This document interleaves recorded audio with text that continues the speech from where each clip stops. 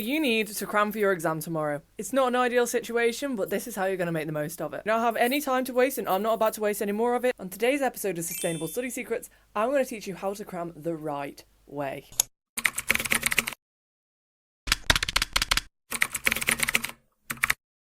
Kick this off with 10 minutes of planning. These 10 minutes will make all the difference to your revision. You need to plan what topics you will focus on. If you're cramming, you don't have time to revise in depth every single topic that's going to be on that exam. I'm sorry, you don't.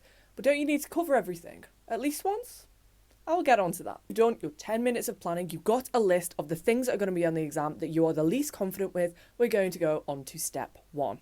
Step 1 is SQ4R. This stands for survey, question, read, write, recite, and review. This sounds complicated, but it's really not. It's just a method of active reading. So these topics that you are struggling with, you're basically going to get an online resource or your textbook, and you're just going to survey that information, very quickly skim over it, and, pick out some key words. If it's geography, you might pick out erosion, you might pick out longshore drift, something like that. What you're going to do as you're just really quickly skimming some pages, you're going to be forming questions and you're going to be writing them down. You might say, what is erosion? I know erosion affects rocks. What else does it affect? These kind of things. This is active recall, whether you like it or not.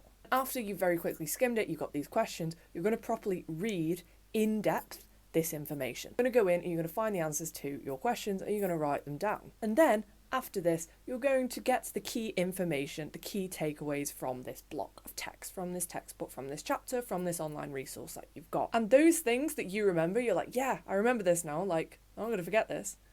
Cool.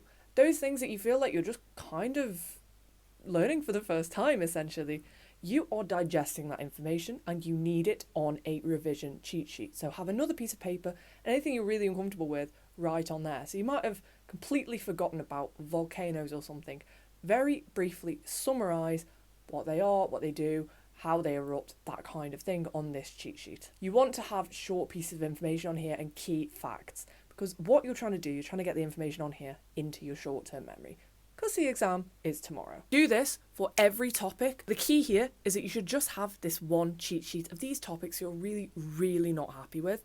This isn't just, I'm a bit shaky on. This is I don't remember this at all, I'm really not happy with it, I need to go over it again. You should have lots of different topics on this sheet. Do it for all of those things that you plan to cover, all of those weak areas that you might have assessed through a RAG checklist or through going over a practice paper, those things you got wrong. Now what you're going to do, you're going to find practice paper questions on all of these topics. So everything that you said that you were going to revise because you weren't very happy with it. And specific questions, and you can do this online. You just search your subject, your GCSE, your exam board into Google, and somebody will have made a question back on it. As in, there will be questions just for GCSE maths expanding brackets for AQA. Or there will be one for chemistry, for electrolysis, just targeted practice, and you're just going to try and do them. Plough through these practice paper questions, and then you're going to mark them. But when you're marking them, you need to pay attention to the mark scheme. And you need to be honest with yourself. If you didn't get something right, you'll be like, oh, I would get that in the exam. No, you wouldn't, because you would have got it then. Those things that you got wrong, make a note of, because they are areas for further practice. When you're marking these exam questions, though, you also want to have the examiner's report next to you for these different questions. This is because you learn from other students' mistakes. The examiner will have reported, most students went wrong here. They used the wrong phrase. If students had said, a convex lens or a concave lens instead of a curved lens, it would have been fine. Use their mistakes to your advantage as well. Additionally, for essay subjects, they will have model answers as well, which is very, very helpful. Pick up on those key phrases from the mark scheme. If you feel like you'll forget them, make a note of them on your cheat sheet. Questions that you got wrong. Back to the drawing board. You need to watch a YouTube video on it if you don't understand it. If it was a silly maths error, you can kind of just forget about it.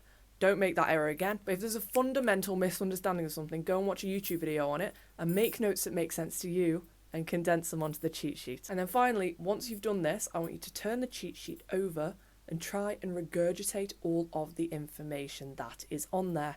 That is going to be really hard because they are the things that you're least confident with, but that's why it's going to work. You will remember more of it than you realise. You will be able to explain the topics on there better than you thought you would have been able to. And then if you have time at this point, I want you to do some more targeted practice on those things that you are weaker on with your blurting, or just general questions on topics on that cheat sheet. and do the same process. So look at the mark scheme, look at the examiner's reports, get into your head how you should be answering these questions, and just gain a deeper understanding of these topics you're weakest on. Finally, to finish off that revision, shouldn't I be touching on everything? Yes, you probably should.